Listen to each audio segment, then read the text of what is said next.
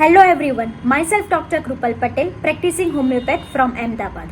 बहुत सारे लोगों को ये क्वेश्चन होता है कि हमने BHMS तो कंप्लीट कर लिया, पर अब उसके बाद क्या, हमें कहाँ पे जाना चाहिए, हमें क्या चीज़ करनी चाहिए। और जिससे भी अभी 12th कंप्लीट किया है वो भी बहुत कंफ्यूज होते हैं कि हम अगर BHMS में एडमिशन ले रहे हैं तो उसके बाद हमारा फ्यूचर क्या होगा, हमारे सामने कौन कौन सी अपॉर्चुनिटीज़ होगी। सो आज का वीडियो उन्हीं लोगों के लिए जो बहुत ही कंफ्यूज है कि BHMS के बाद हम क्या कर सकते हैं। So without wasting time let's start. BHMS आपने कर लिया, उसके बाद आपके पास दो अपॉर्चुनिटीज होगी, एक गवर्नमेंट सेक्टर में अपॉर्चुनिटीज होगी, दूसरी प्राइवेट सेक्टर में अपॉर्चुनिटीज होगी। सबसे पहले बात करूंगी मैं प्राइवेट सेक्टर के बारे में। प्राइवेट सेक्टर में यानी कि आप कोई भी हॉस्पिटल में, जो मल्टी स्पेशलिटी हॉस्पिटल है, जो प्राइवेट हॉस्पिटल है, उस पर आप जॉब कर सकते हो एज अ PCO और RMO।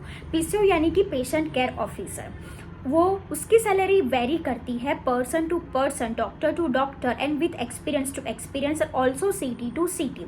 कई सिटी में, जैसे कि मैं बात करूं कि अहमदाबाद और सूरत सिटी में पर आवर सैलरी दी जाती है और कहीं कहीं पे फिक्स सैलरी भी दी जाती है। जैसे फ्रॉम स्टार्टिंग होता है पर आवर की सैलरी आपके एक्सपीरियंस के हिसाब से, जैसे कोई फ्रेशर है तो उसकी सैलरी स्टार्ट होती है 90 to 150 पर आवर और वो एक्सटेंड होती है जैसे ही आपके एक्सपीरियंस बढ़ते हैं। अगर आप वार्ड के PCO हो तो आपकी सैलरी अलग रहेगी, अगर आप ICU के PCO हो तो आपकी सैलरी अलग रहेगी। ICU के जो मेडिकल ऑफिसर है उनकी सैलरी थोड़ी वार्ड के कंपैरेटिव में ज़्यादा रहती है।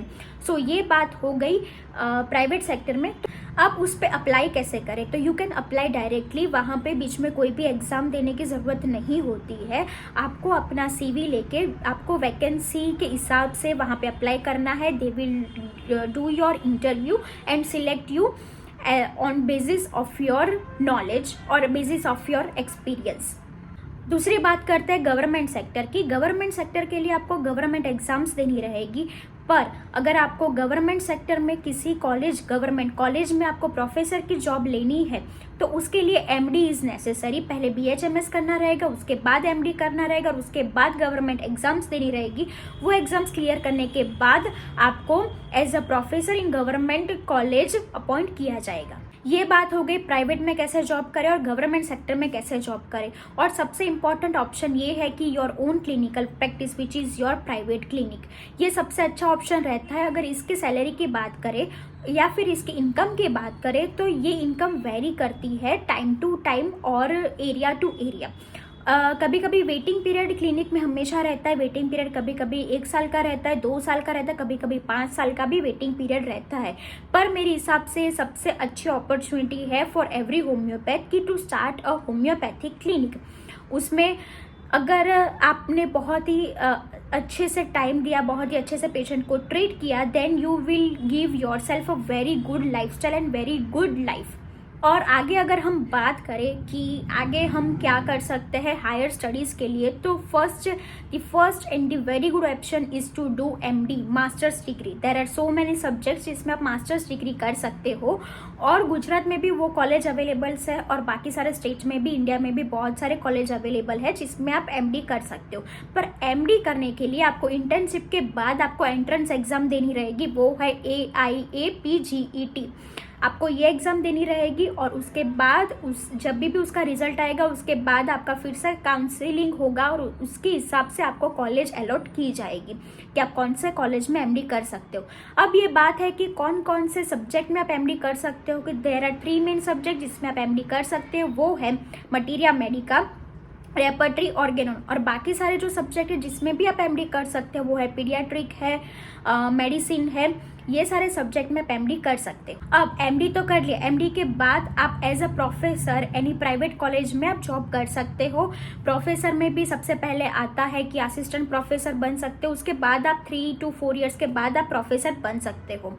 सो फॉर द प्रोफेसर आपका MD करना बहुत ही ज़रूरी है। MD के बाद ही आप प्रोफेसर बन सकते हो। अगर आपको MD नहीं करना है, आपको कहीं दूसरे फील्ड में जाना है, तो you can do a MBA in health care management, MBA in hospital management, MBA in health and nutrition, ये चीज़ भी कर सकते हो। और उसके बाद भी बहुत सारी अपॉर्चुनिटीज़ रहती है आफ्टर डूइंग योर MBA।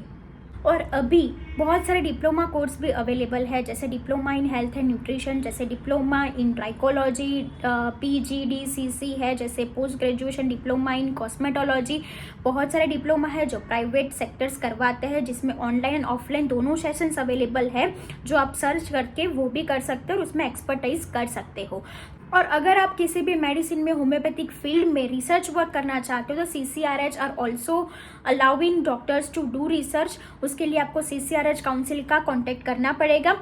और इससे भी आगे अगर जाना चाहते हो तो वो है PhD any a particular topic, particular subject. So PhD भी गुजरात में बहुत कम कॉलेज है जिसमें से आप PhD कर सकते हो।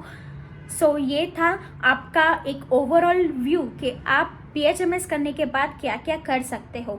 सो पहले हमने देखा कि आप प्राइवेट सेक्टर में जॉब कर सकते हो, कोई हॉस्पिटल में जॉब कर सकते हो एज अ PCO।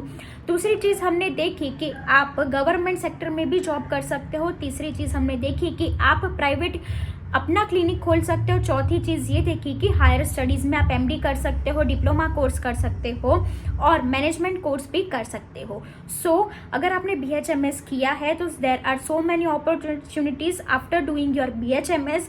अगर आपको कोई भी क्वेश्चन हो तो please write in the comment box, मैं ट्राई करूँगी सबके आंसर देने के लिए। पर अगर आप मेरा पूछो कि आप क्या सबसे ज़्यादा रेकमेंड करते हो तो मैं सिर्फ यही रेकमेंड करती हूँ कि do your clinical practice, private clinical practice. क्योंकि क्या होता है कि आप यहाँ के किंग होते हो जब भी आप प्राइवेट प्रैक्टिस करते हो। There are no one above you, you are the king, so you can manage your clinic by your own.